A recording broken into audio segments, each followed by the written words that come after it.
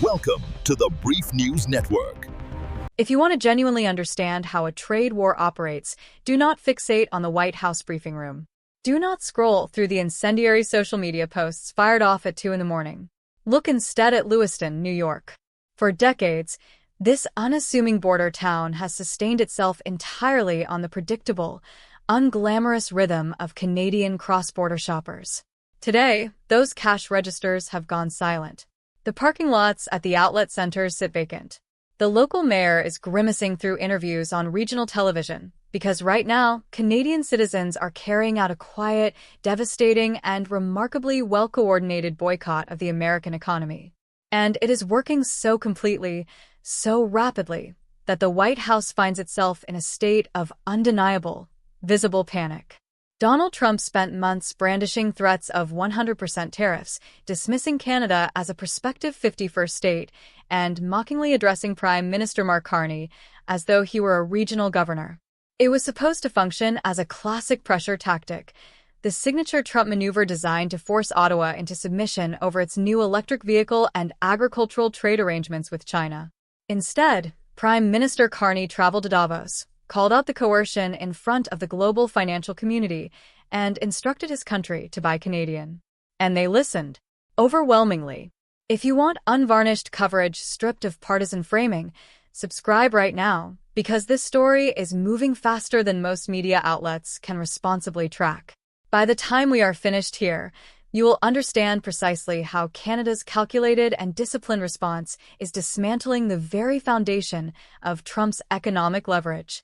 You have to understand the geography of this relationship before you can fully appreciate why the White House strategy has collapsed so spectacularly. When we discuss the United States and Canada, we are not describing two separate economies that periodically exchange goods across a dotted line on a map.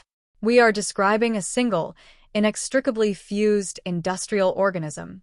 And for the entirety of Donald Trump's political career, his foundational operating assumption has been that the United States represents the dominant half of that organism and therefore retains the unconditional authority to dictate the terms of its survival. He surveys the population figures. He examines the gross domestic product comparisons. And he concludes, reflexively, that any credible tariff threat will produce immediate capitulation from Ottawa. It is a fundamental misreading of modern integrated economics, one driven entirely by ego rather than empirical data. When the Trump administration unveiled its threat of sweeping 100% tariffs on Canadian goods, the internal calculus within the Oval Office was straightforward. They anticipated that the Canadian dollar would unravel, that Canadian industries would immediately implore their government to surrender, and that Prime Minister Carney would board a flight to Washington to sign whatever document was placed before him. They were convinced that the mere threat of economic pain was sufficient to win the confrontation before a single measure was actually implemented. What the White House failed entirely to perceive, in all its swagger, was that Canada had been quietly and methodically preparing for precisely this moment. Ottawa had spent several years observing the volatility emanating from Washington and had deliberately constructed a structural buffer against it. Let me put that in plain terms. While Donald Trump was sharpening his sledgehammer, Mark Carney was quietly rewiring the alarm system. Mark Carney is not a conventional politician. He is an economist. He is the former governor of the Bank of Canada and the former governor of the Bank of England. He does not operate on grievance or political theater. He operates on mathematics. And the mathematics he deployed over the past 3 weeks have systematically dismantled the Trump administration's economic leverage. When the tariff threats reached their crescendo, when Donald Trump escalated to his most humiliating rhetoric about Canada being the 51st state, Mark Carney did not fire back with a late-night social media tirade. He traveled to the World Economic Forum in Davos. He stood before the assembled global financial elite and delivered a composed, clinical, methodical dissection of American economic coercion. He called upon other mid-sized powers to recognize that the United States was no longer functioning as a dependable strategic partner, but rather as an unpredictable variable that required hedging against. And then he introduced the domestic policy that fundamentally altered the trajectory of this confrontation. He launched the Buy Canadian initiative. Here is what that means in concrete terms. This was not a rigid government mandate that would have run afoul of international trade law. It was a patriotic mobilization, perfectly calibrated to galvanize a country that was seething with indignation after being publicly insulted by its southern neighbor. Carney weaponized Canadian civility. He converted national pride into an economic instrument. And the results were immediate and ruinous to the very American communities that Donald Trump depends upon for his political base. If this kind of structural analysis is helping you cut through the daily fog, hit the like button. It tells me to keep producing these deep dives, because the mainstream networks are entirely missing the mechanics of what is actually occurring here. The major networks are fixated on the insult. They are replaying the 51st state soundbite in an endless loop. But they are completely overlooking the quiet catastrophe now unfolding across upstate New York, Michigan, and Ohio. In the Niagara region, American businesses that depend structurally on Canadian tourism and retail expenditure are experiencing a sudden, brutal contraction. Canadian consumers have simply ceased crossing the border. They are retaining their spending power at home. They are deliberately selecting domestic alternatives. They are inflicting economic punishment on the United States at the most granular, localized level, and the collateral damage is landing squarely on working-class American communities. The very communities that form the electoral backbone of the Trump coalition. But the local retail hemorrhage is merely the opening chapter of the White House's nightmare. The true panic, the boardroom-level panic, is reverberating through the automotive industry. Pull back and survey the full architecture of American manufacturing. A Ford or a General Motors vehicle is not built in a single location. The components required to assemble that vehicle cross the United States-Canada border an average of 7 times before the finished product rolls off the line. The supply chain is a precisely timed, exquisitely choreographed loop. When Donald Trump threatened a 100% tariff, the executives in Detroit did not erupt in celebration. They stared at their balance sheets in sheer, undiluted horror. A 100% tariff does not punish Canada. It instantaneously doubles the cost of the components that American factories require to build American vehicles. It is a self-administered gunshot wound to the chest of the American manufacturing sector. Within 48 hours of the tariff announcement, automotive industry leadership was furiously lobbying the West Wing, warning with unmistakable urgency that if these measures were enacted, American assembly plants would grind to a halt and American workers would face furloughs within weeks. The arithmetic simply does not function.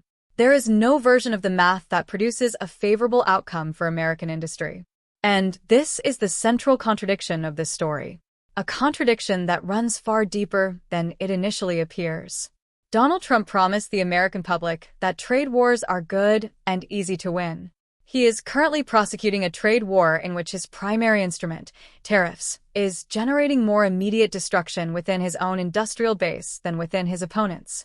He has maneuvered himself into a rhetorical trap with no clean exit. If he retreats from the tariff threats, he projects weakness, and his entire strongman political identity is punctured by a Canadian prime minister he publicly derided as a provincial governor. But if he proceeds with the tariffs, he deliberately engineers an American manufacturing recession with his own signature. He is paralyzed. And that paralysis is precisely what precipitated the breakdown we are now witnessing. The White House arrived, with sudden and deeply unsettling clarity, at the recognition that they possessed no functional leverage. The tariffs were a bluff, and Canada called it without flinching. The insults were a political miscalculation that unified the Canadian public behind Carney to a degree the administration had never anticipated. The United States was losing a trade confrontation to its most trusted ally, and the entire world was watching in real time. But the dimension most observers are failing to register is what happened immediately afterward. Because when a political operation built entirely on the projection of dominance realizes it has been outmaneuvered, it does not retreat with grace. It escalates. It searches for a different weapon. It looks for a mechanism to destabilize the adversary, not through economic pressure, but through internal sabotage. The realization that crystallized inside the Treasury Department and the West Wing over the past week has fundamentally transformed the power dynamics of North America. Because economic coercion failed to break Mark Carney, The Trump administration has made a decision to abandon the trade war framework entirely and deploy something considerably more dangerous. They have resolved to attempt to fracture Canada from within. When a political operation constructed on dominance recognizes that it has been outmaneuvered by disciplined economics and national cohesion, it stops pursuing a trade agreement and starts hunting for a wedge. And they located that wedge in the Canadian province of Alberta. Over the past 72 hours, we have witnessed a rhetorical shift emanating from the White House that is, without exaggeration, without precedent in the entire recorded history of North American diplomacy. Treasury Secretary Scott Bessent, alongside key operatives within the MAGA media ecosystem, has begun openly courting the Alberta separatist movement. This is no longer a conversation about trade. It is a conversation about partition. Through a series of leaked internal communications and deliberately floated public trial balloons, senior American officials have begun referring to Alberta not as a Canadian province, but as a natural partner, a prospective sovereign economic zone capable of bypassing Ottawa entirely and inserting itself directly into the American trade orbit. Let me translate that into unambiguous language. Because Donald Trump cannot break the Prime Minister in Ottawa, he is now attempting to break the country of Canada itself. He is reaching across an international border to whisper into the ear of a specific region of a sovereign allied nation, telling them they have no need of their federal government, that a preferential arrangement with Washington awaits them if they are prepared to turn their backs on their own capital city. It is an extraordinary escalation of foreign interference. It reveals, with stark clarity, the magnitude of the panic currently consuming the West Wing. They are pursuing this course because the Alberta energy sector represents the one remaining lever they believe they control.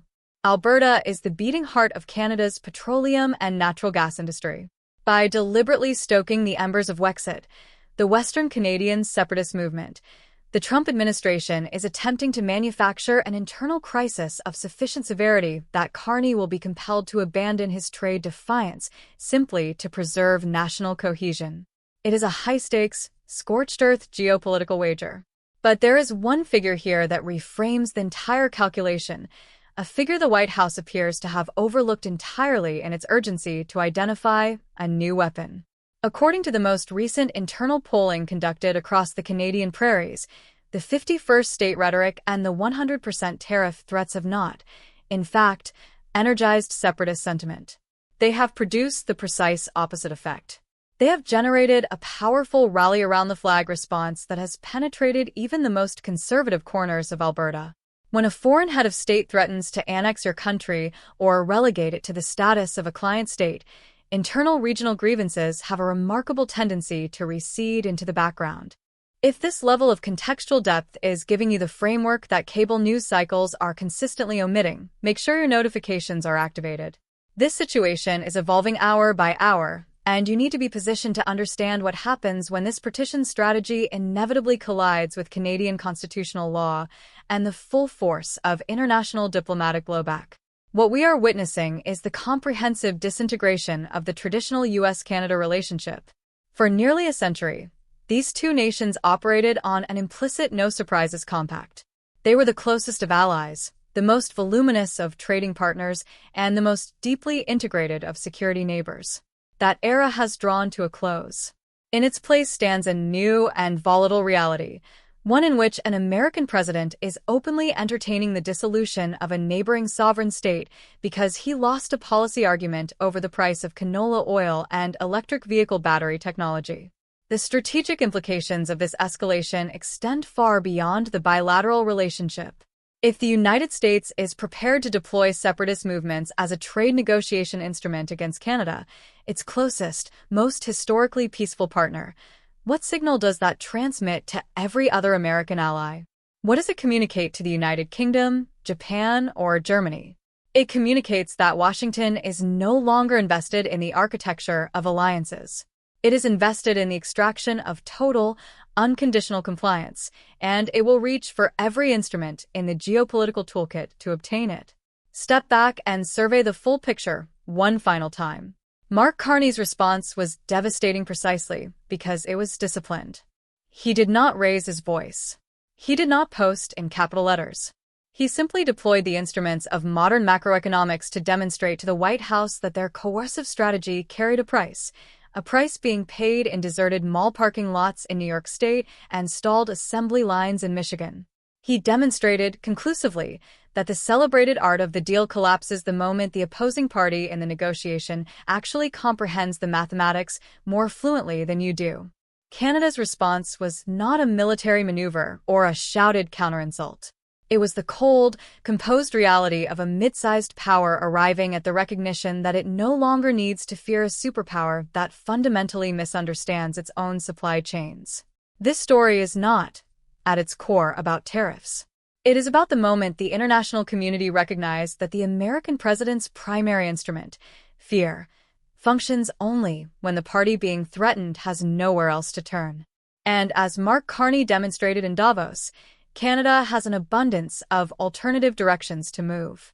Ottawa is already accelerating trade negotiations with the European Union and deepening its engagement with the Trans-Pacific Partnership. It is diversifying. It is deliberately decoupling from the volatility of the MAGA economic agenda. It is moving forward. So where does that leave us? It leaves the United States estranged from its most reliable ally. It leaves the American economy self-inflicting retail and manufacturing damage through its own policy choices. And it leaves an administration desperately attempting to incite a civic crisis inside a neighboring sovereign country simply to salvage its own political credibility. It is a tableau of strategic failure on a historic scale. If you have stayed with us through this analysis, share your perspective in the comments. Do you believe the White House will genuinely follow through on its support for Alberta separatism, or is this yet another hollow threat from an administration that has exhausted its playbook? I want to understand how you are reading this escalation. The next move carries more consequence than all the previous ones combined. If Trump doubles down on the Alberta strategy, he risks a permanent rupture with the entire G7. If he retreats, he concedes, before the watching world, that Mark Carney won the most consequential trade confrontation of the decade. Either way, the 51st state rhetoric has backfired so catastrophically and so completely that the geopolitical map of North America may never look quite the same again. Watch this space carefully, because the man Trump called a provincial governor just delivered the international community a masterclass in how to neutralize a bully, and the White House is presently the party searching desperately for an exit. Stay informed. We will keep tracking every development as it unfolds. Welcome to the Brief News Network.